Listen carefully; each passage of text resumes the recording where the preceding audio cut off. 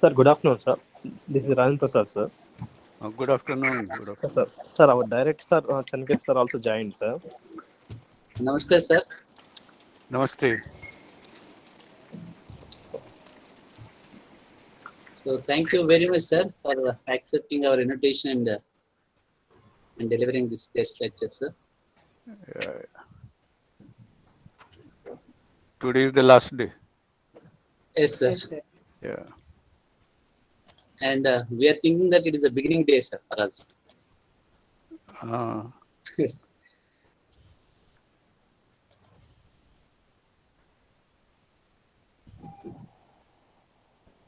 Sir, at the end of the your lecture, sir is going to speak about something, sir. okay. Yes, sir.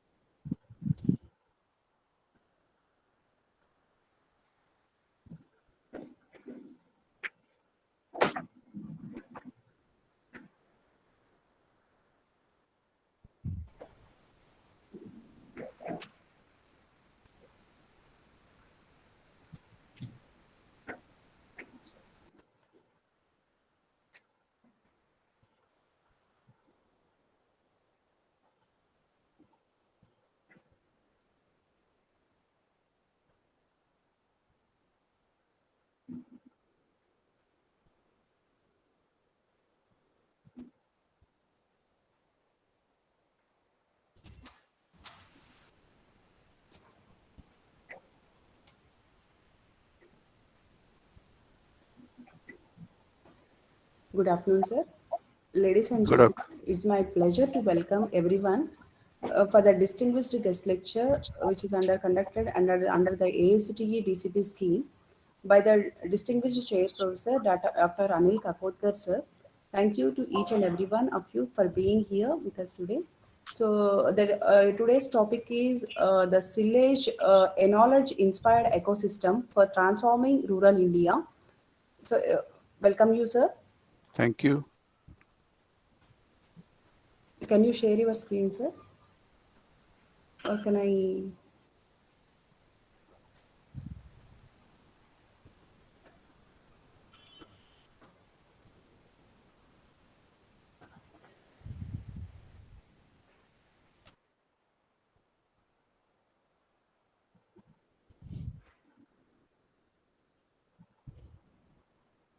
Should I start the lecture?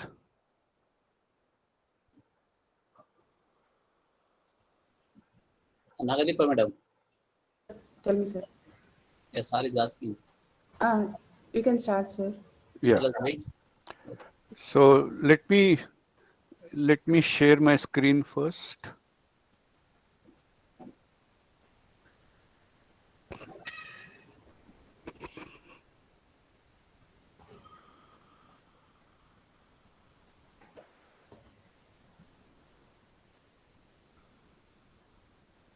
Where is the screen?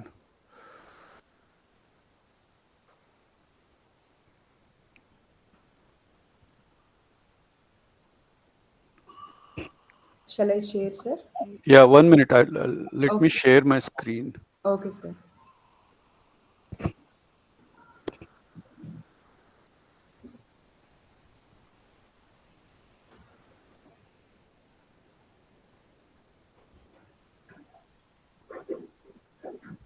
So there is some problem with this. Last time also it gave the same trouble.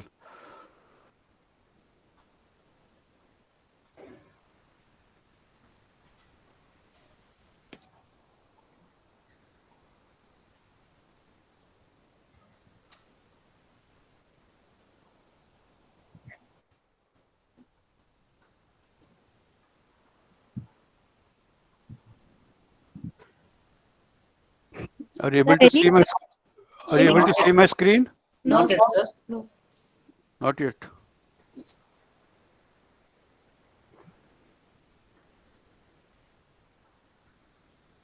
It comes and goes before I click.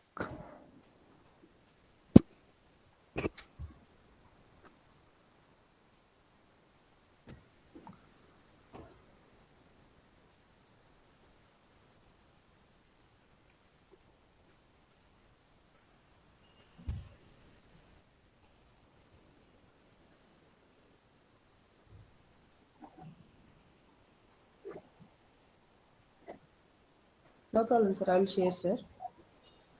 No, there's some problem. Can you share from the other end? Now, Yes, sir. yeah, Yes, now sir. it's coming, sir. It It's is shared. coming? It is Yeah, it's shared, sir. coming, sir. Yes, sir. No, I think there's some problem. You can open our PPT, sir. Share the PPT. I think No, you have to it's- select the entire I screen. have sent the PPT.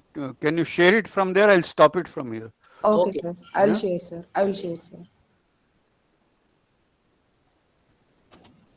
Yeah, I share from there. Last time also we had the same trouble.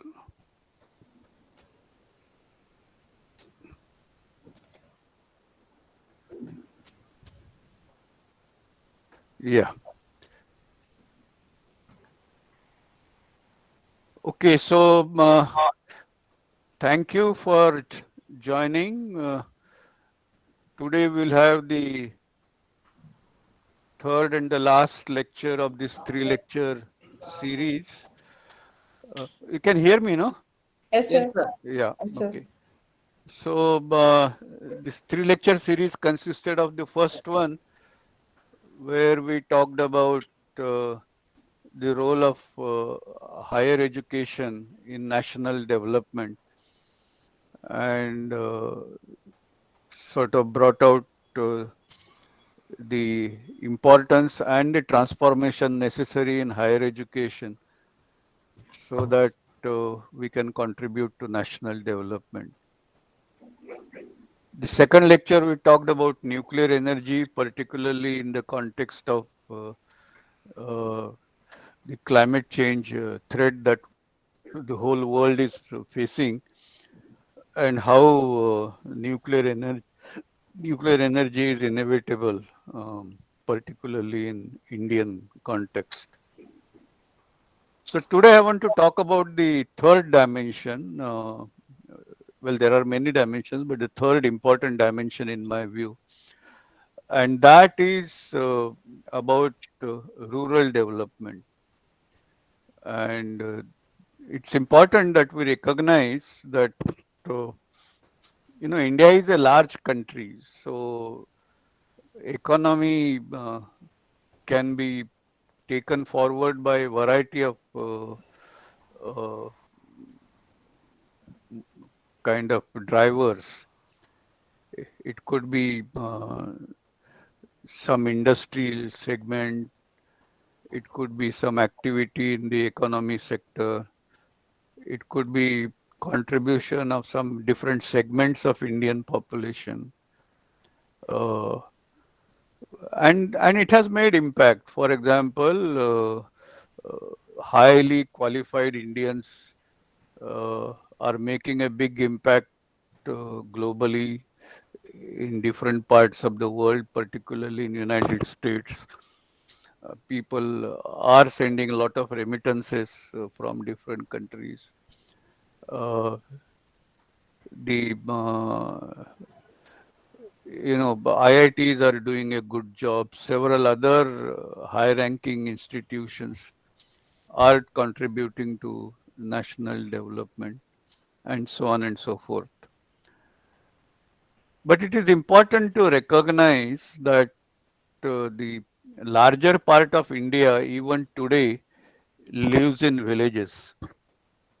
And that means even larger share of the youth of this country, they they either live in villages or at least they belong to villages. And there is, as the economy is progressing, the disparity is also growing, and I'll talk about that in a minute. And so it is in that context that it's both contribution to economic growth of the country as well as reducing the disparity in the country. I think rural development is extremely important. And the point I trying to drive it that particularly in the knowledge era, we are all talking about knowledge era and knowledge technologies and things of that kind. Now these are all they have tremendous capability and they create tremendous opportunity to sort of lead to creating opportunities in villages which are comparable or I would say better than cities. And so this migration which continuously takes place uh, uh, can be managed, controlled, or for that matter, if we do well, reversed. If we do a good job of leveraging opportunities of knowledge era in the context of rural development. So that's the broad theme that I want to talk about today. Can we go to the next slide? Now, see here, this bar chart reflects the relative GDP of important economies in the world at different point of time, right? Since year one till in this case it has gone up to 2008, let's say. And you would notice that till around year 1700, India, which is reflected by pink color in that chart, the dark red is China, pink is India, and then there are other countries, Japan, US, France, and so on. But notice that till around year 1700, India's GDP was one of the largest in the world. And also this era till around 1700 is characteristically called as the agrarian era, and India was number one country in the agrarian era. Then came the industrial era. You know, there was this industrial revolution in Europe, particularly in UK and France and in such other countries, and that started impacting uh, the world as a whole. Now, not that India was in the agrarian era, of course, India was advanced in agriculture, but it was also advanced in many technologies. For example, Indian textiles were getting exported, they were the best in the world. Dhaka muslin, all of you know. In terms of steel, the famous Ashoka pillar in Delhi, it's a wonder how people could create such a large pillar of wrought iron and with the characteristic that it doesn't rust. So and then there are many examples I can give of technological capability of the country. But the fact is that we actually lost out on in industrial era. We couldn't cope up. And if you notice in that figure, bar chart, our GDP relative to global GDP, it started declining. And it is only post-independent independence of India that we are able to slightly improve. We are little better than what we were in the pre-independent era, but we have miles to go in terms of the relative GDP uh, domination as we have had in past. And I think this is what I want to explore with you today. So now the question is that now that we are in the knowledge era, can we catch up? Uh, can we catch up with the best in the world? Because uh, we should become number one GDP in the world. And secondly, as I said earlier, can we also bridge the internal disparities? Because we want to be an economic superpower, but we want a harmonious country where everybody has kind of opportunities, equitable opportunities, let us say. And that is a challenge that we should meet. And as I said earlier, if you want to do that, we cannot ignore rural India because that's more than half of the country. And that is where I want to focus today on the rural domain. Next slide, please. Now let's look at the 75 years. We are all celebrating Azadi Ka Amrit Mahotsav. So, what have been the achievements and what are the challenges? And of course, let's recognize that India has made tremendous progress. All said and done, we are one of the big economies in the world, and in fact, in the per capita, in dollar purchase parity terms, we are number 3 economy. So, but the question is, when you look at income per capita, then we go at the bottom of the barrel, and that is what we want to improve really, because I think the average standard of living of an Indian should be comparable with the best in the world. That is what uh, progress means to me. And so, but having said that, I think let us recognize that we have made a lot of progress post independence. What are those? Number one, we are the largest democracy. Democracy has taken roots, which is a great achievement, I would say. We are this, of course, if not now, but soon to be the second largest, or we are today second largest population, and soon to be the largest. I think we'll overtake China fairly soon. Uh, we are one of the large markets, one of the largest markets, and the whole country, whole world, all countries, they seem to be looking at India or gravitating to India essentially to tap Indian market. Uh, of course, recognize that the pre-independence era, several countries and civilizations came to India again to exploit Indian market, and that phenomena is continuing. There are good parts to that, but there are also bad parts to that. We lost our independence because all these countries came to India to market their goods. But the fact is, we are one of the largest economies, and geopolitically a very important country.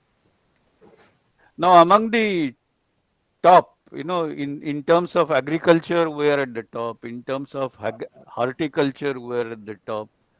In terms of electricity production, coal production, steel production, our rank will be near the top. Same thing about infrastructure, the road network, railway network, IT and communication infrastructure, the industry to support that, entertainment industry. So I think we have a lot of things to be proud of. Our GDP mainly consists of service sector, occupying nearly half of it. Industry occupies nearly one third, and the divided partly to manufacturing, half of that, and the other in part of the industry equal half. So totally one third. And agriculture is something like 1/6 of our total economy. As I mentioned, the remittances of Indian diaspora are also significant.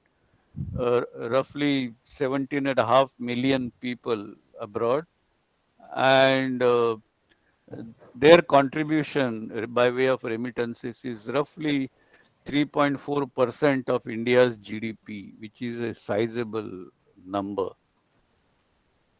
Now, having recognized that, we have to also recognize that as the economy is progressing or growing, our disparity is also growing.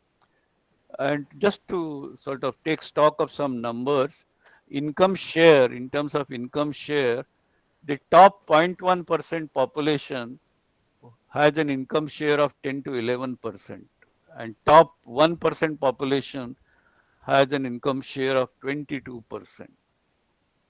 In terms of per capita income, rural income is around 41,000 rupees, which is roughly half the urban income at around 98,000 rupees. So now the Gini index, which is a measure of the equity in the society, is actually one of the highest. And then in rural areas, rural area is impoverished, as I told you, half the average income. But Gini index in rural area is actually higher. So the disparity in rural areas is higher. And but then Gini index of income is rising in both domains. The disparity is rising both in rural areas as well as in urban areas. So that's a challenge that we need to deal with. Now, there are many other aspects of development. We've done a lot of progress. Take the case of the health area. Now, India boasts of medical tourism, and in the sense we have such world-class facilities that people from all over they come to India for treatment and or tourism and treatment. Our ranking, so while we are world-class in that sense, our ranking in healthcare has actually slipped to 150th place. Our Human Development Index still stands at around 129, and this data is slightly dated. Today, Sri Lanka is a bad case to give an example, but Sri Lanka's Human Development Index at that time was at around 71, much better than India. Next slide, please. To continue this stock taking, now there is a big discordance between the wealth creation and equity in opportunities, as we just saw. Now, this leads to instabilities in the society, sort of cliff edge situations. And there are many examples one can give. The reverse migration, distress migration that we saw, people from cities in great distress, even they walked several hundred kilometers on foot to get back to their hometowns, villages during the lockdown. Now, this means that our society is not stable. You disturb a society from some equilibrium, and suddenly it, it it gets into a very high level of instability. Globally, the climate change crisis is one such thing. The threat of climate change is an indicator of the instability humankind has created in dealing with the energy issues. Depleting resources on earth is a crisis again. There are these issues about local and regional environmental crises, and these are all indicators of while we have carried out development, while in integrated terms we have progress, but that doesn't mean that we are creating a harmonious society. We are creating a society where everybody sees progress, and that's the challenge. Now, higher wealth creation and equity in opportunities at the base of social economic pyramid is the key, and I think both have to happen hand in hand, and this is what we should focus on. So, rural domain where the larger share of our population still resides, thus needs a deeper attention. Now, many of you might have heard a very eminent writer and thinker, H.G. Wells. He has written, civilization is a race between education and catastrophe. So, see, for example, these cliff edge situations or instabilities, they are arising because we are not creating opportunities uniformly, and that means we are not doing a good job of educating people on a kind of equal opportunity basis. And so if everybody is well educated, they will explore opportunities in the situation in which they are in, and once everybody does that, disparity should come down. And that's how he said that civilization is a race between education and catastrophe. So we must explore, we must leverage our demographic dividend. We have, India is blessed with a very large youth population, largest in the world. So that we should leverage through right quality education to kind of address this uh, problem of disparity before it is too late. Otherwise, just like pandemic caused this distress reverse migration, a kind of a bubble exploding, one example. And so there could be very crisis situation, not just in India, the world over. And so we should focus on rural education. Next slide, please. Now, this slide, if you recall, I have used this in the very first lecture I gave. The higher education institutions creating both knowledge as well as value. But here I want to use this, there are multiple layers, 3 layers which I have listed there. But here I want to repeat that point which I made in the first lecture.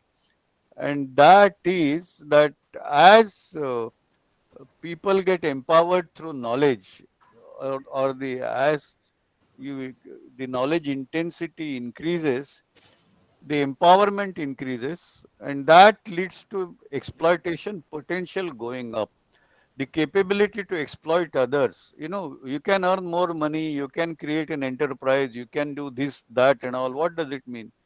That means you are more empowered than others, and that it should not lead to exploitation, but the exploitation potential does go up.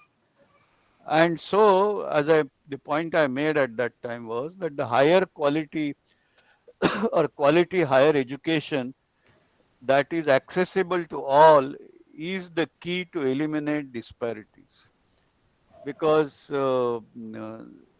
it is, for example, the empowerment comes through science and technology, but we must also train human mind in a manner to leverage that science and technology for the overall good, rather than kind of uh, leverage the additional exploitation potential that it would give. That's the point that we must be all conscious of in terms of dealing with education, and I want to stress that point in the context of rural education. Next slide, please. Now let's do some how does rural domain look like. Now, typically, these are the surveys of 2011, which is the latest survey available. I hope the new survey will come out soon. But see, totally, roughly, there are 18 crore households in the rural area, rural households. Now, out of these 18 crore households, 30% of these households, they are able to manage, or they are run essentially on the basis of cultivation, agriculture. Although the land holding is around 50% of people have land, but rest of them, the land holding is so small that their household cannot run on agriculture alone. They have to. So there is the many people go to cities and send remit money from there and things of that kind. But 30% of the household they can manage on cultivation. But 50% of the households, they good part of their income comes out of the so-called manual casual labor. So in the sense, they might have the land, but then still they have to, many of them, in spite of the fact that they have a little bit of land, they have to also work as laborer in somebody else's land. And also those who do not have land, they work as laborers. So the largest segment is this manual casual labor. Most of it is in farms, which is around 51%. Now, in terms of the other aspect, they are pretty small. For example, part-time or full-time domestic service, 2.5%, rack picking and such individual livelihood earnings, just a 0.25%. Non-agricultural own account enterprise, the shop owners or some little small businesses and all, 1.6%. And then others are some smaller parts, assorted parts. So the point to note is we have to recognize the fact that 30% households run on agriculture, which we should grow, but it's not as if majority of household in the rural area run on agriculture. And second point to recognize is most of the people earning today is out of manual casual labor. Now, what are the opportunities for livelihood in urban areas? Agriculture, of course, number one. Allied activities, call it poultry, call it dairy, and such allied activities, they contribute to a sizable income, very important. But also important is value addition to agri produce. Now, this can be enterprises at individual level, small group level, or larger enterprises. But that is, I think, an important segment already making a difference, but it can potentially it can make much higher difference. There are two other opportunities that we must recognize in the knowledge era, and that is the decentralized knowledge-based industrial activities. For example, today app making is an important earning. Many people engage in that business, but most of them are in urban areas. But nothing prevents rural youth to do that, and maybe some of them in a small measure are doing that. But provided rural youth are properly educated and trained, this can become a major earning source. And similarly, other areas of knowledge economy, for example, uh, see manufacturing. Now, you have large industries in cities, or it's a signature of urban economy. But now you can have small. On one side, you can have a cow shed.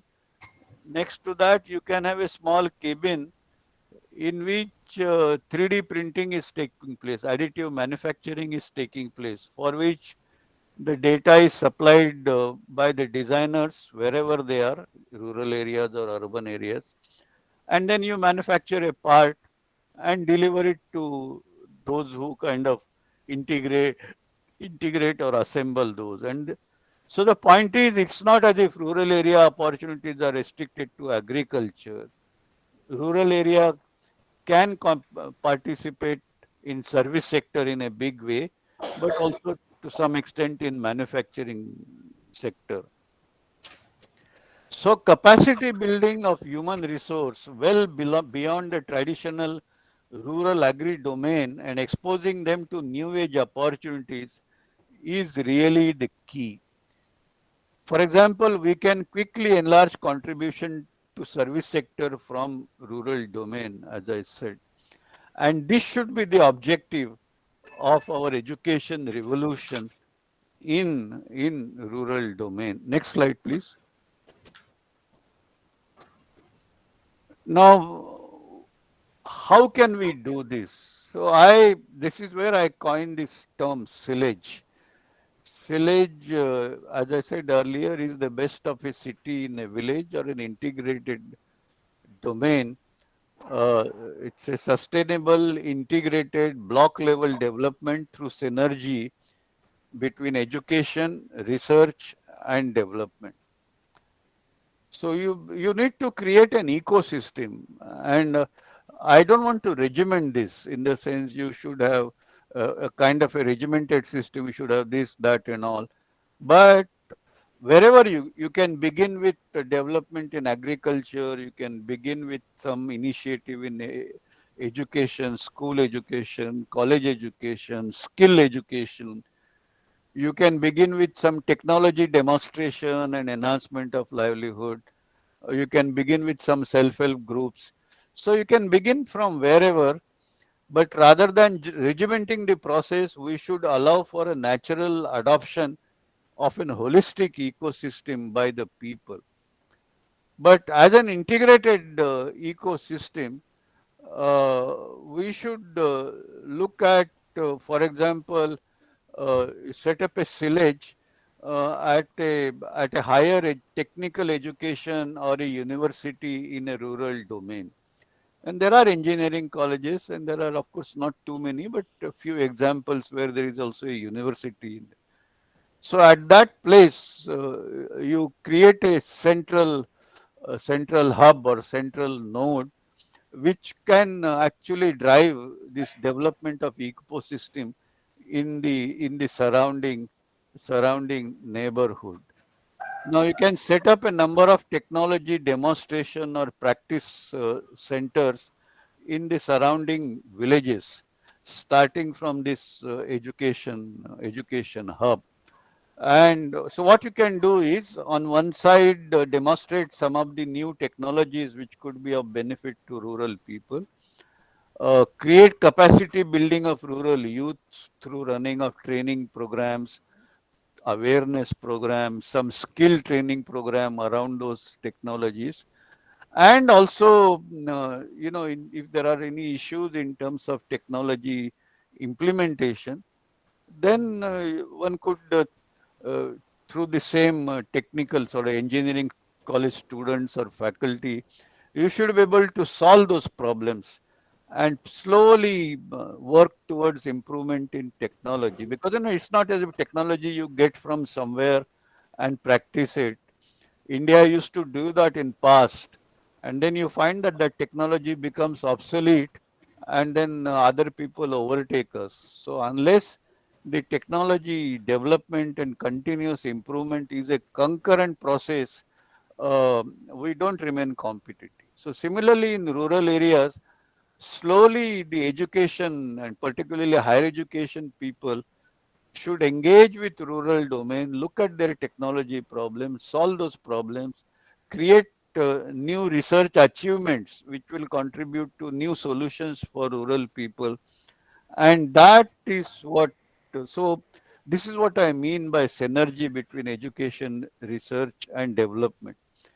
In parallel, of course, there must be the livelihood program, create microfinance based self-help groups in villages. And this is an activity which is taking place, but it should happen in the context of new, new technologies. And if that happens in number of places in the, in the neighborhood, and slowly if it gets expanded, that is from one large university campus in rural area or one large higher education institution in a rural area, if you can take this to the block level, then I think people in the block, uh, they will have enough ideas to kind of carry out their own development planning, and they can engage with the local administration. Block level development is an accepted framework in the government. So, and rather than some hypothetical development plan coming from the center government capital, Delhi or state capital, I think the decentralized governance, to my mind, means the planning at the local level, and this should do enough capacity building of local people to do their own planning and dovetail that through the local block development governmental entities into national planning, and that is what I mean by Cillage ecosystem. Next slide, please. And this has been tried out on a small scale, and I want to quickly narrate through 3-4 slides what has been done in that context. So this experiment began with a college at Gopalpur. That's where is the name of the college, Sri Vittal Education and Research Institute at Gopalpur. It's a place near Pandharpur where there is, every Ashadi Ekadashi, it happened yesterday. It is a huge congregation of people from all over. But so this place is around 12-13 kilometers away from Pandharpur. And so there is a rural human and resource development facility. And under that facility, there are several technologies, and I'll show you in the next slide at work. And then from there, it has been fanned out into 7 Akruti centers, the demonstration in rural areas. And so it is engaging something like more than 2,000 farmers in 35 villages. Simultaneously, from the same place, there is a Wi-Fi, broadband Wi-Fi, and so National Knowledge Network through that broadband Wi-Fi has been connected all the way up to the schools, even 20 kilometers further interior from this place. And there are some pictures in this slide which show how the students are benefiting from the IT based technologies, and I'll not go into that, but I think we can leverage IT for doing separately. The open education resources have been developed, and you can reach education, and the higher education environment can contribute to school education in this manner. In parallel, there was an experiment done on a large scale. So this has been repeated at 4 districts in Maharashtra on a larger scale. Next slide, please. These are some of the examples of hands-on work on technology. I'll not go into detail, but people not only see this technology, but they practice by their own hands and learn several things, including leveraging the modern technology for example, creating etching on metallic foils or such other thing, where you can bring the high tech right at the rural level, and so in that manner connect both the education, research, and livelihood, but also connect education at multiple levels like school education, higher education, research level work, but also like the pushing the frontiers of knowledge is one objective of education, but professional training and engineers, the doctors, the architects, these are all professional activities which are required, and so procedural knowledge to be applied for actual development. And a third dimension, of course, is skill training. So that kind of an integration also is important. Next slide. So after Pandharpur, the next attempt is being done at Gadchiroli, at the Gondwana, at the campus of Gondwana University, Gadchiroli, and that's a tribal, heavily forested area. So here the domains that we are emphasizing is aquaculture, bamboo craft, non-timber forest produce, and such other things. And then again, incubation activities, but more importantly, academic activities. For example, while they are engaging the local people to provide them the skills and knowledge relevant to their area, this knowledge is also uh, translated into a regular academic program, and there is a certificate level course as well as a diploma level course on bamboo technology, for example, which the Gadchiroli Gondwana University Gadchiroli offers.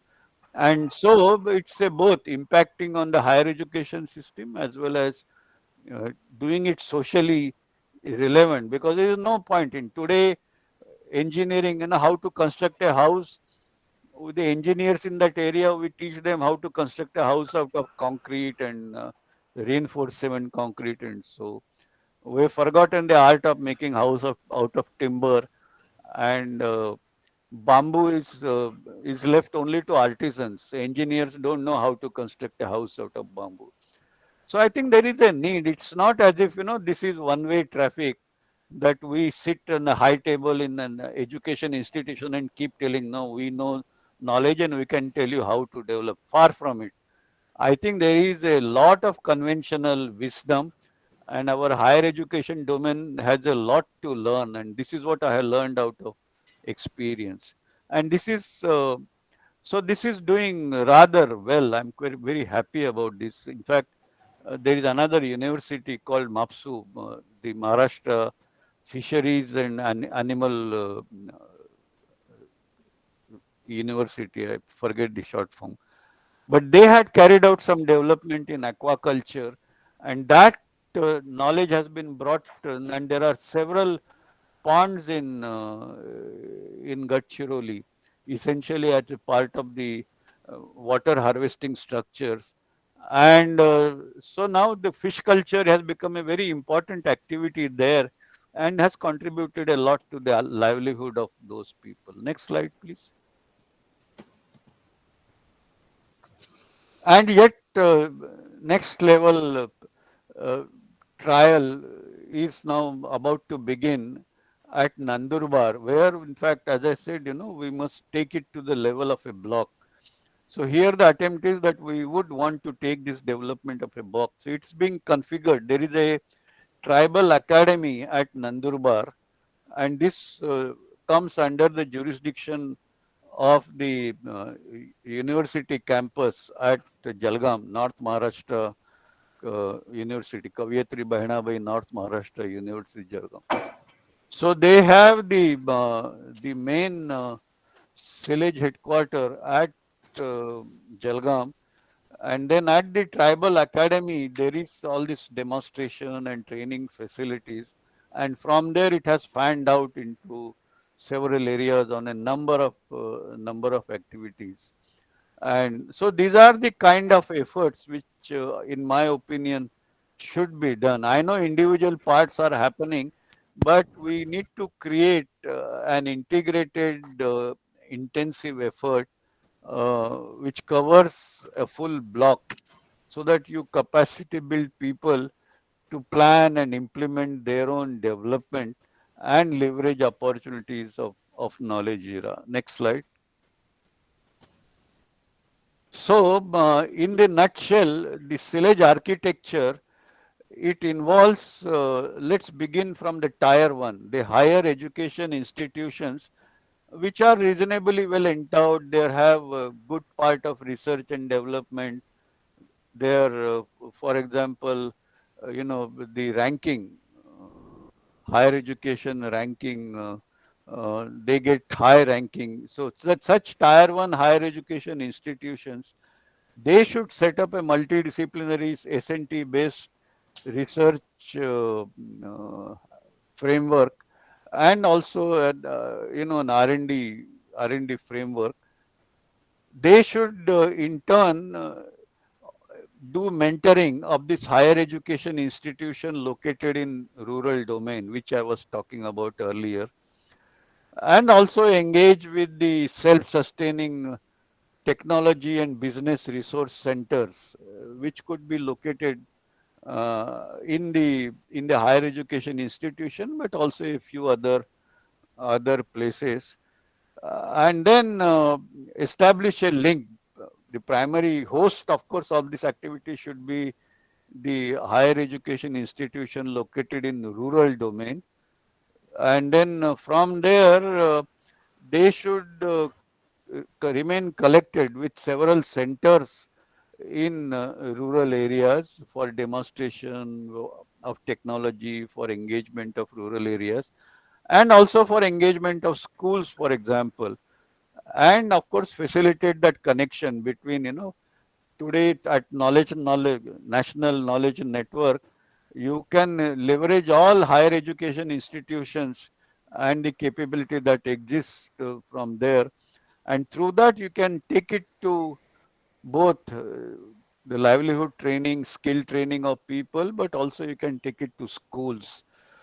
And then through that, if you create a large number of economic activities in different areas and empower those self-help groups through financial inclusion, I think we can achieve what I'll call the best of a city in a village.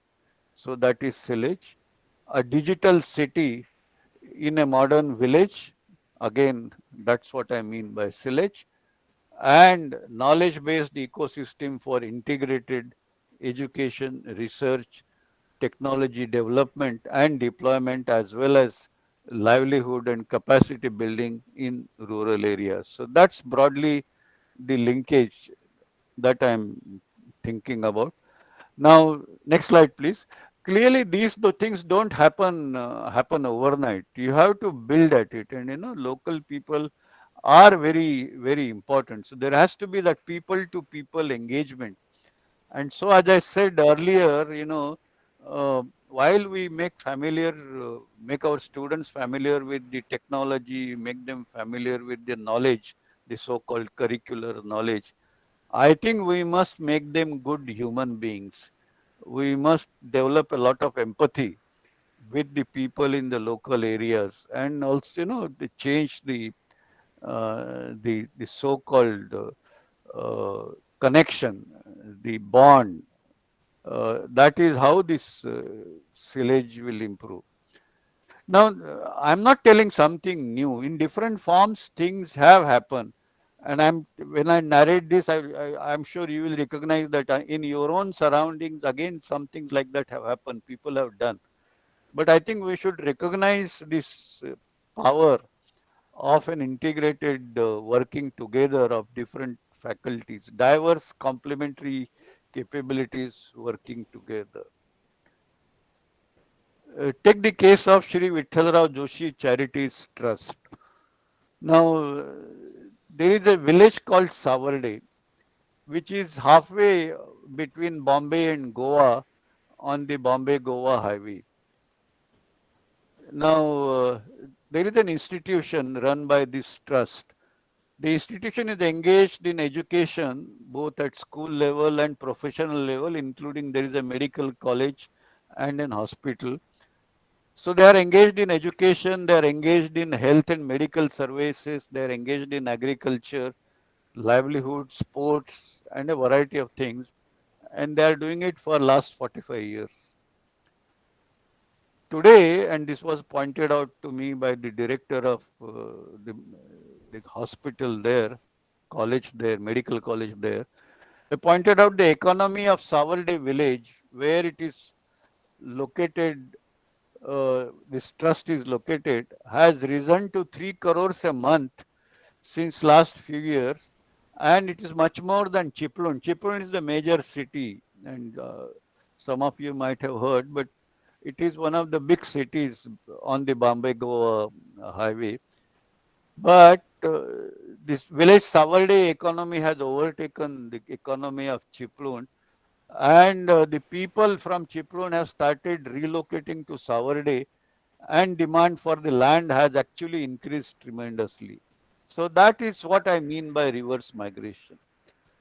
So I was very happy when I got a mail from Dr. Suvarna Patil, and she says I witnessed decline in migration of rural population during pandemic time. This is important. And in fact, many urbanites have relocated themselves in villages. They have settled with their jobs here. Earn and learn schemes by our institute has taken a leap after making technical education available to rural youth. In true sense, Derwan and surrounding, Derwan is the small hamlet at Savarde. So, and where this is actually located. So, Derwan and surroundings is a Cillage, and I fully agree with her. And this is what I mean, we should aim at. Take another example, but an extreme example. Many of you might have heard about Zoho Corporation. It's a multinational which had earlier its headquarters at San Francisco in US. Mr. Sridhar Vembu, who is the founder of this corporation, he decided to relocate the headquarters to villages. And villages not, he first relocate to India, but not just India, but in villages in India. So the point is, work from home is very popular, which many people say that's an efficient way of conducting business. So work from villages should be even more powerful if we have trained this rural youth. So Mr. Sridhar Vembu, the founder of Zoho, he moved from San Francisco to Tenkasi, a hamlet 650 kilometers from Chennai. As of now, Zoho has two rural offices. One is Tenkasi and another in Renigunta in Andhra Pradesh. And all of you are in Hyderabad, so you should be able to identify this. With 500 of its 9,300 employees globally working out of these places. The plan is to have many more of its 8,800 India-based employees working out of non-urban India. Now, what is their rural vision?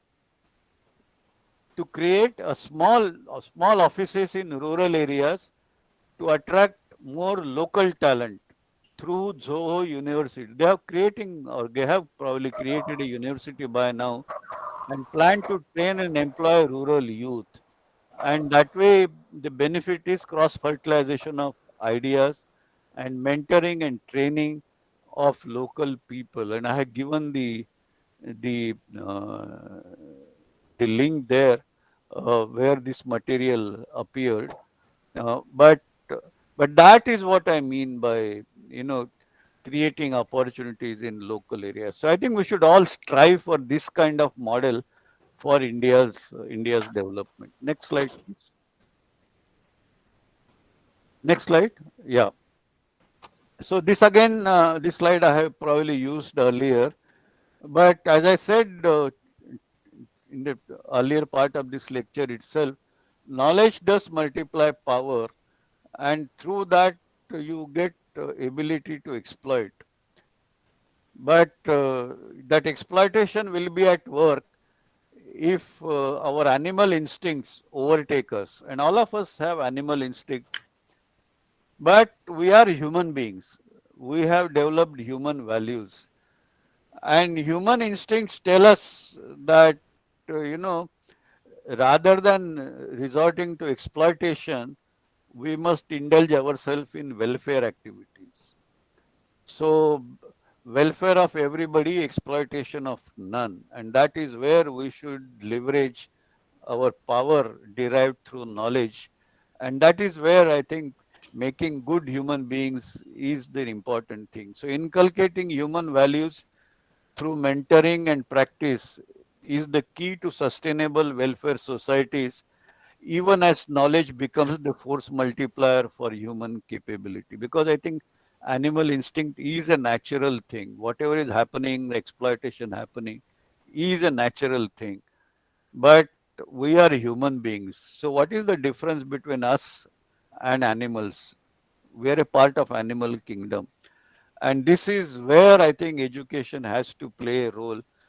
I'm sorry to say, unfortunately, today it is not. And so if I must, I think we should recognize what Gandhiji had said. There is enough on earth for everybody's need, but not enough for everybody's greed. So this exploiting tendency has actually created these instabilities on the earth. Otherwise, Vasudhaiva Kutumbakam, we'll all live together in harmony. I think these problems will never come. But that is what we should aim at. Next slide. So this is my last slide, and this is, if you some of you recall, this was also the first slide of the first lecture. And so I don't want to repeat too much, but uh, you know, we must move towards an enlightened society. And from a purely transactional society, I give you this, I buy from you from this. What is my benefit? What is my profit? This kind of transactional thing will be there. After all, we have to earn for our livelihood, so transactional things will always happen. But we must change that mindset from a transactional mindset to a entrepreneurial mindset, and that that is where you create value, and values not just in monetary sense but also in the new creation sense, not just material thing but also morality and things of that. Can you hold on for the minute, please? 1 second, sir. Too much of hurry to close. No, sir, no, sir. Uh, It's not like that. so the important point is, the knowledge. See, India has a great tradition about knowledge. And as I told you, we were a top economy because we learned agriculture, we learned technologies. Now that knowledge tradition is still there, not that that knowledge has vanished. But today that knowledge sits on a pedestal as if it has nothing to do with kind of, knowledge won't engage with economy. In education institution, again, things have changed, but by and large, for example, when I was a student, my teachers would tell me that, don't touch money. Money is evil. Now, if the knowledge sits on a pedestal like that, or anybody, you attend an evening discourse from a wise guru of any type, you feel better. Your mind is at peace for some time. You also feel that you have washed out all the sins of your activities during the day. Next day onwards, you carry on as business as usual. That is not the kind of society where which will. We want a society where knowledge, instead of sitting on a pedestal, becomes integrated with the society and the economy. So the knowledge, society and economy, as I mentioned in the very first slide of my first lecture, have to be integrated. And so I want to end my talk and this 3 lecture series also on the same tone. Thank you very much. Thank you, sir.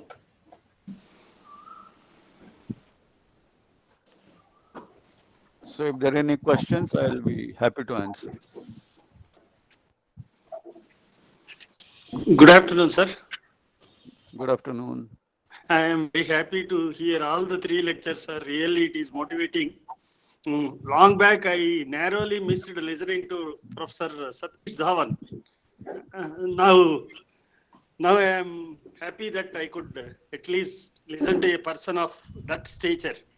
And really, we will take it seriously, sir, whatever you have instructed.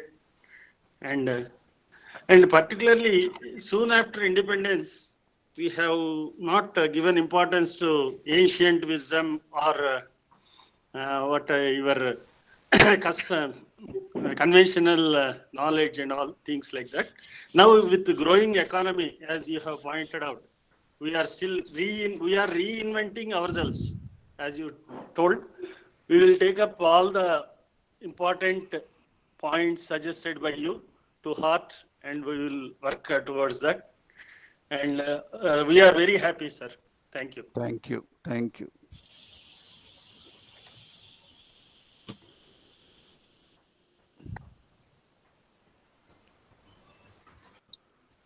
Sir, good afternoon, sir.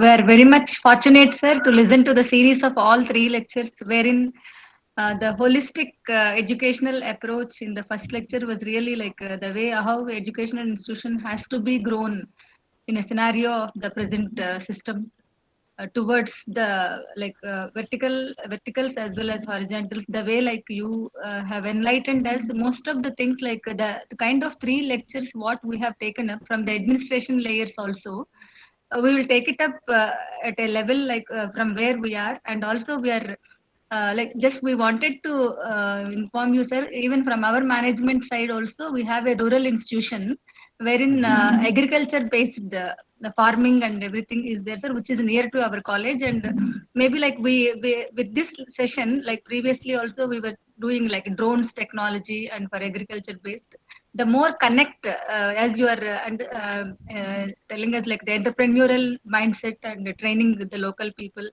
on that way, like we will try to improvise more, and these sessions are very useful for our institution's growth, sir. Thank you so much, sir. Thank you. Thank you. I'm happy.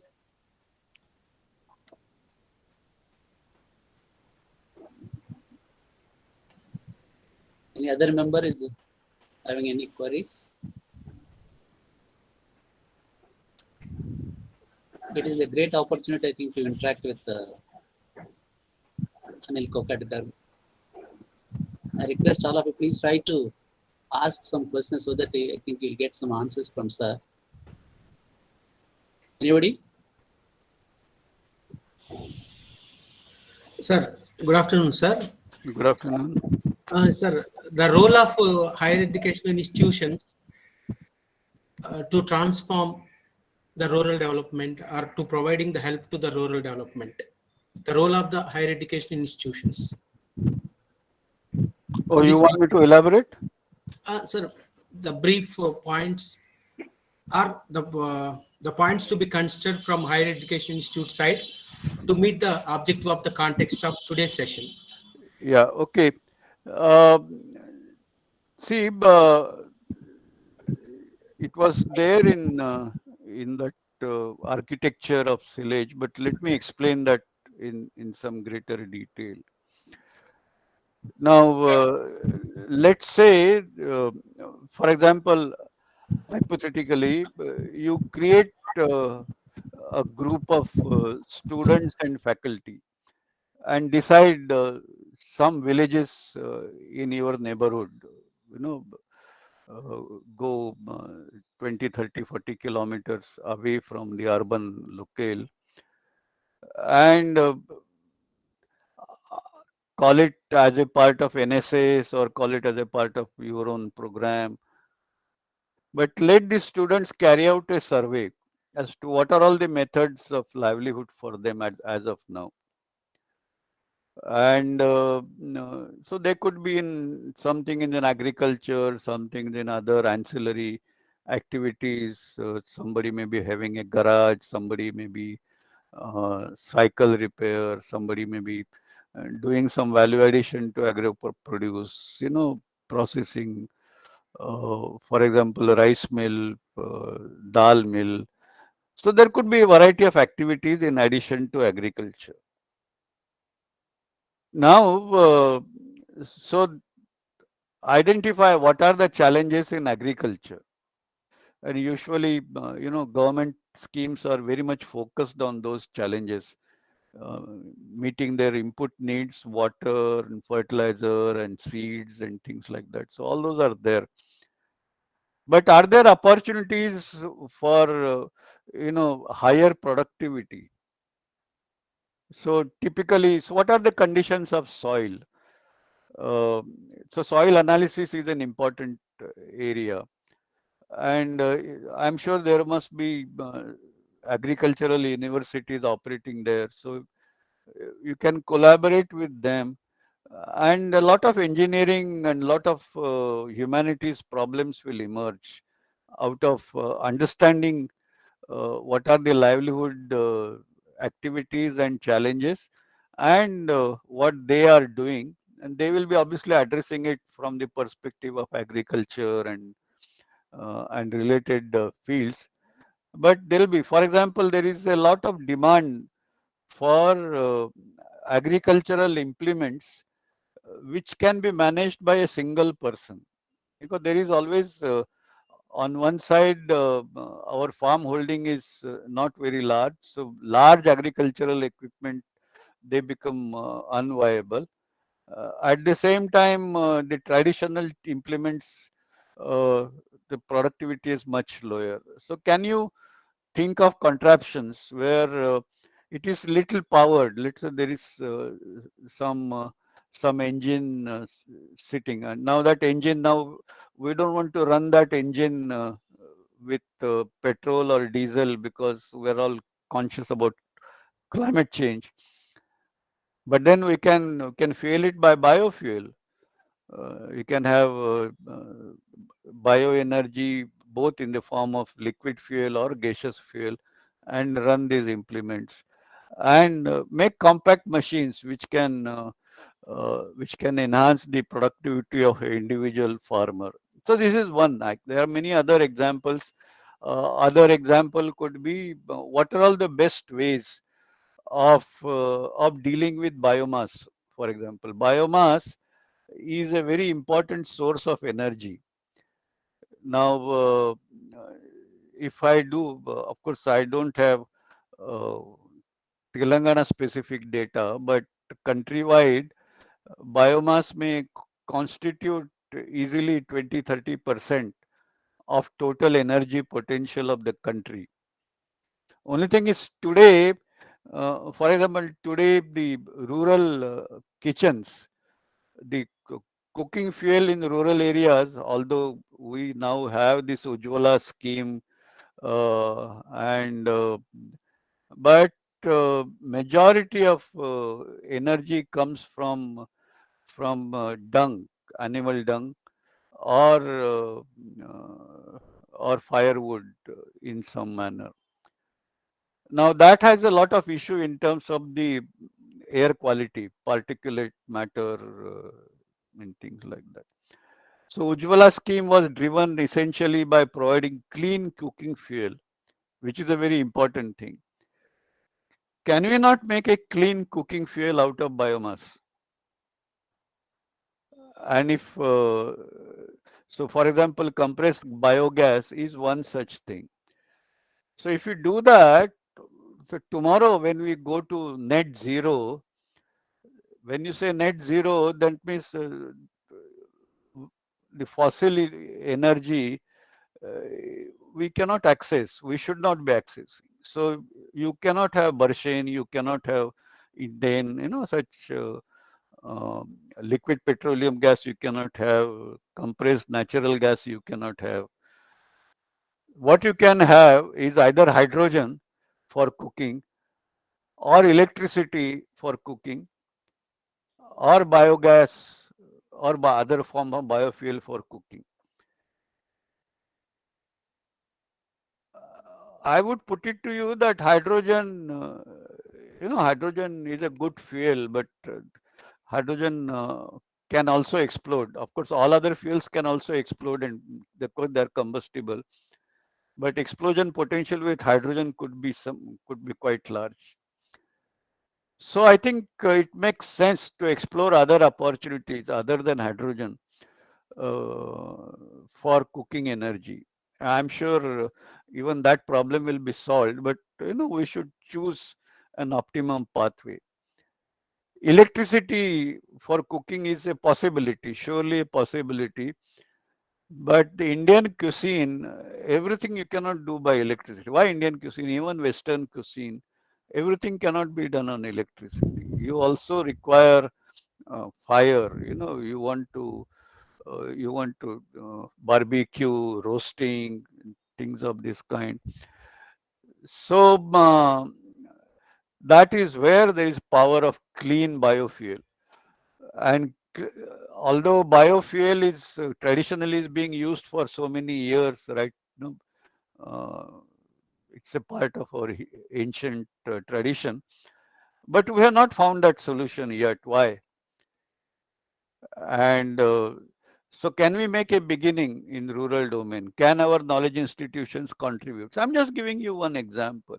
Similarly, in humanities, there would be many issues. The question is, uh, the Indian traditional knowledge and the modern scientific way of doing. Now, scientific way is you want one-to-one, experiment proof, cause-effect relationship experimentally proven, and that's very important. But the traditional knowledge, there is a lot of heuristic approach. Today we talk about artificial intelligence. Artificial intelligence solutions are, with a huge variability on the data side, and also there is a huge variability on the result side. But through AI, you can find a correct solution by properly training the AI framework, neural networks, or whatever you have. I think the traditional Indian knowledge is like our Rishiminis. I don't think they carried out the experiments of the kind we talk about, but they had the power of observation. They could recognize the variability of things that takes place, whether it's in the form of agriculture, plant, medicine, whatever, and figure out what should be done under what circumstances. So what we do today, this I'm making it too simple, but just to explain that we talk about artificial intelligence and copy the West. I think our Rishiminis were adopting natural intelligence, looking at variability and training. Whatever, artificial intelligence, neural net training, we don't train them with the algorithms, closed form algorithms. We train them by proven input output. So when it comes to connecting traditional knowledge with new scientific knowledge, it is that open approach. I actually don't like saying that we just copy what we did in past. That is not the answer. But nor just aping what West is doing is the answer. And we must integrate this two properly. And there, I think all our higher education institutions, whichever discipline they are, whatever problem they are attacking, there are opportunities. Energy, biofuel, I just give you one example, but there are many opportunities which you can find for yourself. So this is the role which the higher education institutions can play. And then you engage with the higher education institution in the rural domain. They may not be all that endowed, but they can share something, you can share something, and then engage with the rural people and create an architecture of the kind I mentioned. That is what I'm saying. Okay. Okay, sir. Thank you, sir. Thank you for detailed explanation for the query. Thank you, Srinivas. Thank you, sir. Respected Dr. Anil Kakodkar, Chancellor, Homi Bhabha National Institute, former Chairman, Atomic Energy Commission, Chairman, Rajiv Gandhi Science and Technology Commission. Sir, on behalf of management, on my own behalf, on behalf of VNRBJIT, I would like to express my heartfelt gratitude to you, sir. Thank you, sir, for your wonderful 3 lectures. I think definitely our people, enriched with your knowledge. I think our people might have enjoyed all these 3 lectures. The first lecture is Role of Higher Education in National Development. And the second lecture is Nuclear Energy, Climate Changes. Especially, I think this is a very, very important topic. And today's second lecture is Cillage. I think this is the new word which we have learned from you, sir, today. So thank you, sir. Definitely, I think we'll try to practice all these things at VNRBJIT, and we'll see that already, sir. Some of the initiatives already we have started here.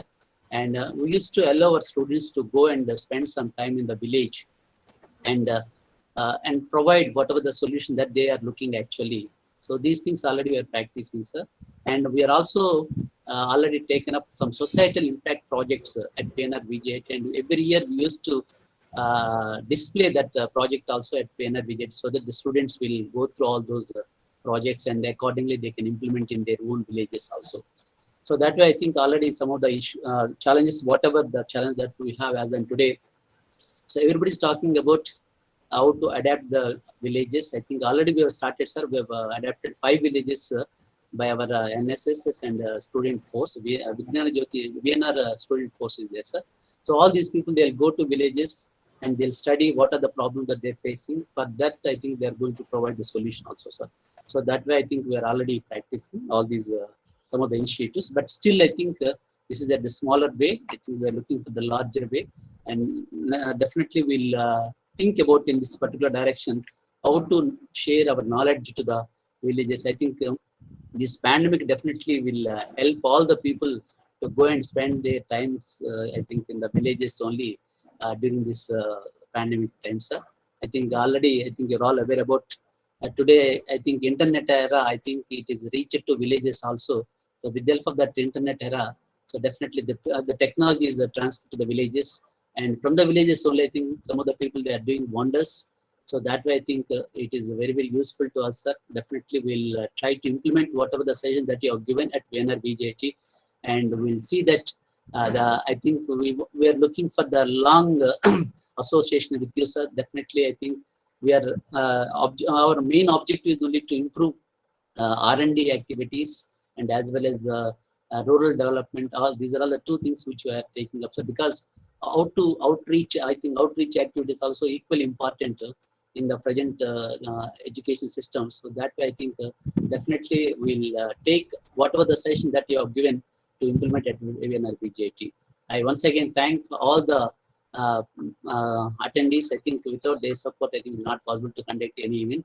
I would like to thank Rajendra Prasad, who I think who is initiated this activity at VNR VJT.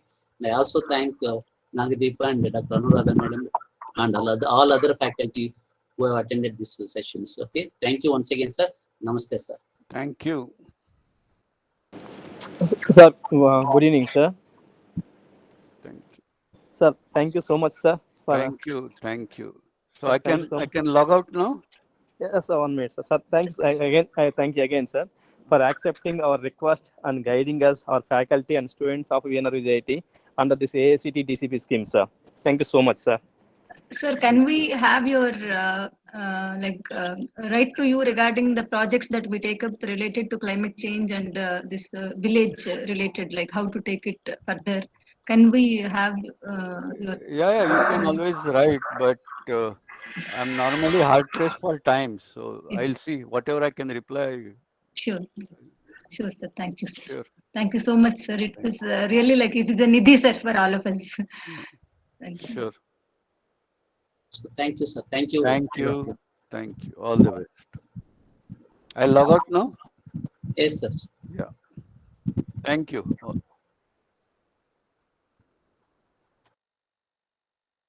And all, ma'am, and all the faculty, thank you for joining this. Deepa, madam, thank you.